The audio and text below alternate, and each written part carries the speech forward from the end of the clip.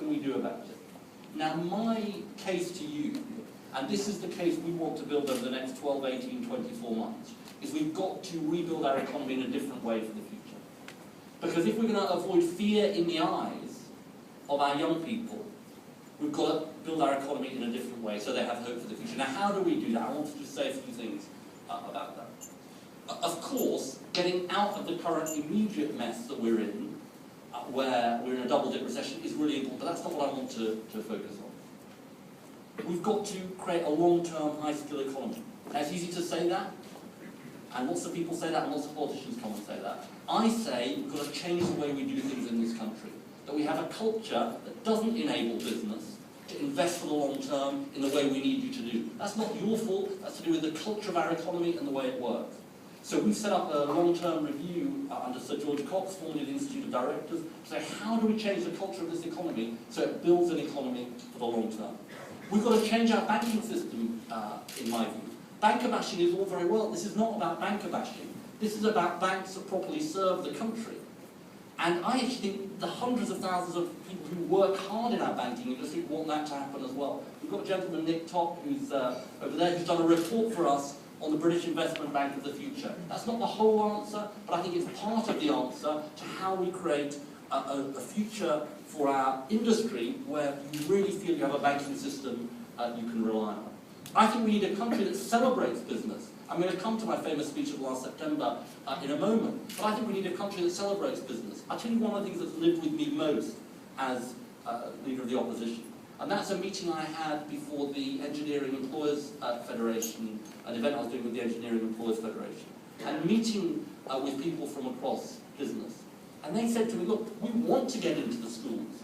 We want to talk to young people about what future they can have, but we don't really feel we can do it. We don't really feel schools are letting us in the door to talk to them about how we can create that future for them. Now, I think that requires massive reform from our education system and the exams we have, and I'm not talking about bringing back O-levels. I did O-levels.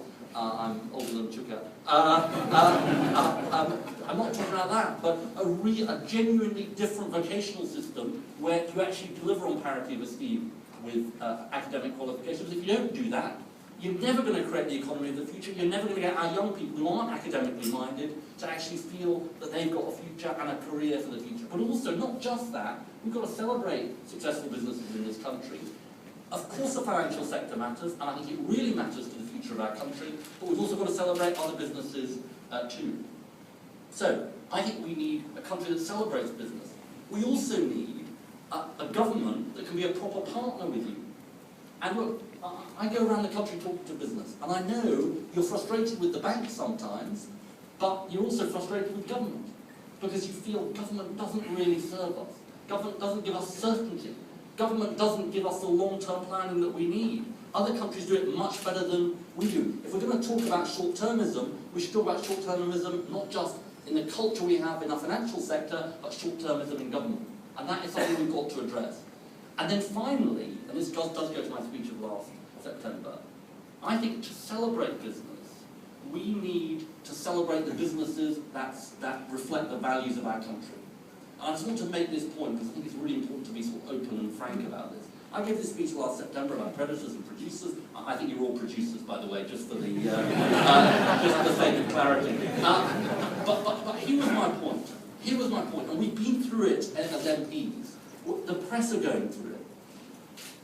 Political systems, countries rely on consent. Consent comes from people thinking, you may not do everything we want you to do, but your values are my values. I recognise my values that I want them to be, in what you do. And so when I highlight examples in business where I don't think that's been quite met, that isn't to say we should condemn the business sector of Britain. Of course it isn't. It's actually to defend the vast majority of businesses who do the right thing. Now the challenge to me is, you've got to say that and celebrate business, and that's absolutely right. But I want to make this point. We cannot go back to a world where there was one pro-business party and one anti-business party, the Tories and Labour. Nor can we have a political system where there are three anti-business parties. And I know that's something some of you will be concerned about. But equally, I think it's pro-business to say we've got to reform our banking sector so it properly serves small business, and all of the other things that are important. Now, my final point is this. I think this is a massive agenda. I don't think this is a world for small change, I think this is a world for big change. I think if we're going to get rid of the fear in the eyes of Heather Small's needs, we need big change, not small change. We can't do that on our own. You can't do it on our own, and we can't do it on our own. We've got to do it together. Now, we've announced something very important today, which is a Future Candidates programme where we want a special section of that devoted to people from business. Why do we do it? Why are we doing that? Not just to curry favour with you on the night of our business reception, but because if we're going to understand the change this country needs, we've got to have people from business as part of our party. We've also announced that we want people from a working class background as part of our party in our Future Candidates programme. The two are absolutely consistent in my view, because if you want to serve the country properly, you have to look like the country you seek to serve. And that's why you're so important. Now, not everybody in this room will want to be a candidate for the Labour Party at the next election. I'm fully conscious of that. But even if you don't want to be a candidate, please do work with us. Even if you don't support us as a political party, please work with us. If you think our solutions are going to be bad, maybe they'll be less bad if you work with us. If you think our solutions are going to be good, they'll be very good if you work with us. So, my final appeal to you tonight is to thank you for coming, but please don't make this the end of your engagement with the Labour Party.